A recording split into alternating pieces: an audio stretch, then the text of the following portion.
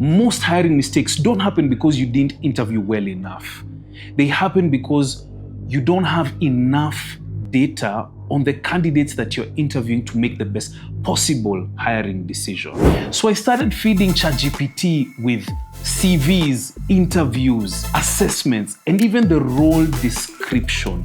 And I realized with the more data points I added, the better place AI was to make a decision. It even made a recommendation and flagged a candidate who would have been a disastrous fit for the business. And it was right. So in today's video, I'm gonna talk you through exactly what happened, what AI caught, and a twist that no tool can solve for. Hi, my name is Kevin Kabo. I've spent the last 10 years of my life building an award-winning company with global and Pan-African clients. So before I get into what happened, let me give you a bit of background and context around the Digital Monkeys. So the Digital Monkeys is a people business. We're a digital and creative agency. We're in the business of ideas, and people are the fuel towards our output. So for us, getting hiring right is a must. We must get the right people, candidates, employees into the business.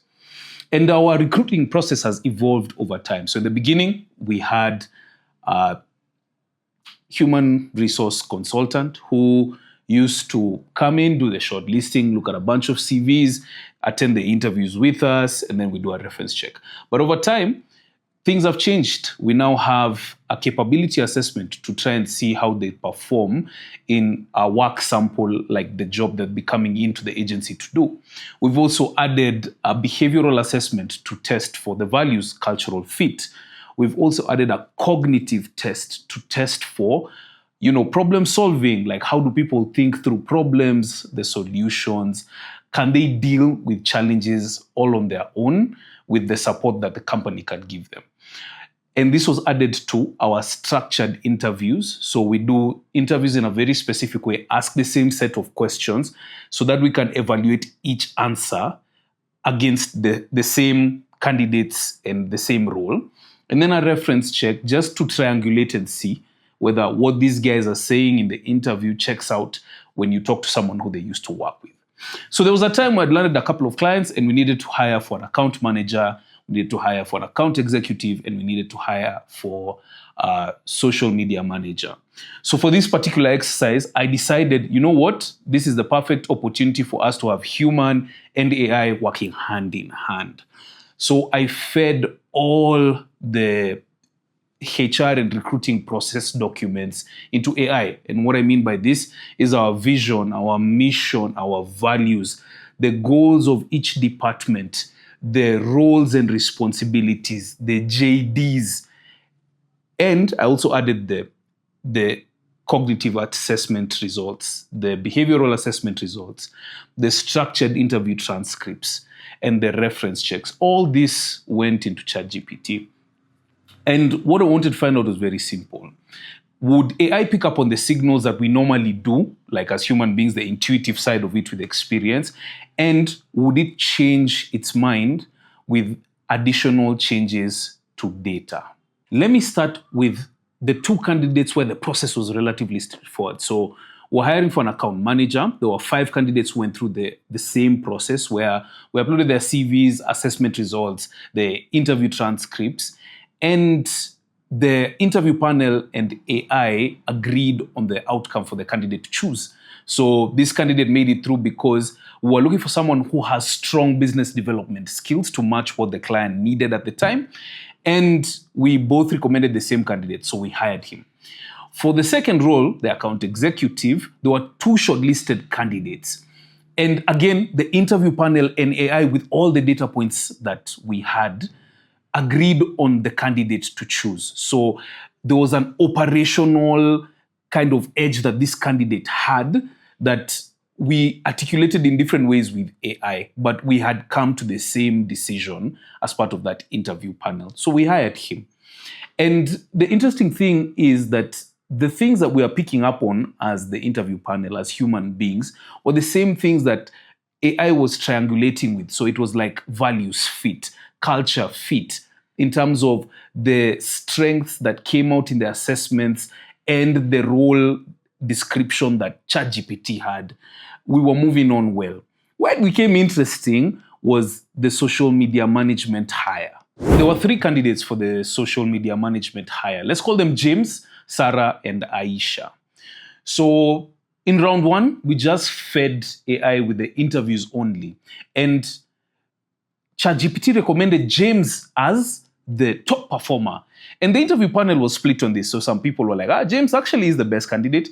And some of us were like, I'd beg to differ. But based on the data that we gave, James had shown that, he's led teams, he had spoken well around the different places he was. He could relate what he was doing to the role that we were looking for.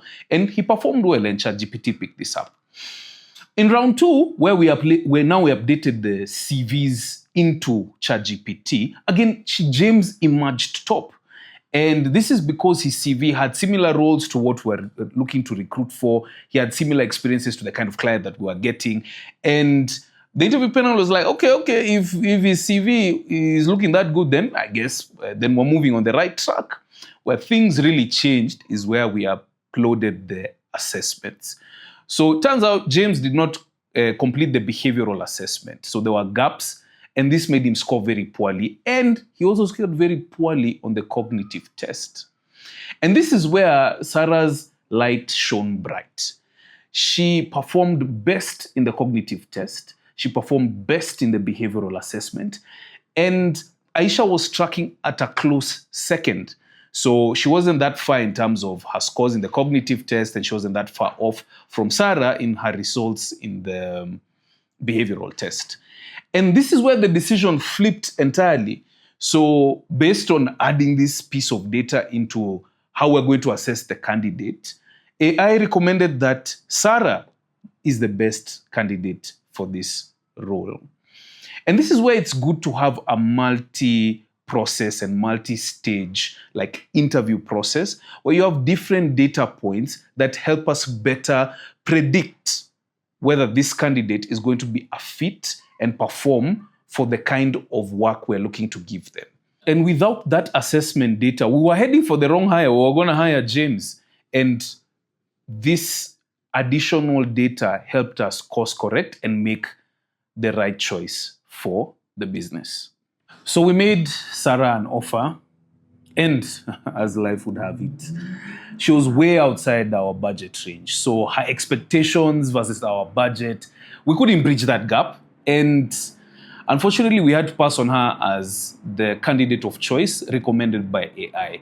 And the good thing is, AI had recommended a close second, Aisha. Her cognitive scores, her behavioral assessment, her capability assessment tracked as a very close second. Even her interview results tracked as a very close second to Aisha based on ChatGPT's recommendation and also the panel's insights into the whole process. So we ended up giving her an offer, and she ended up coming into the business and doing a fantastic job.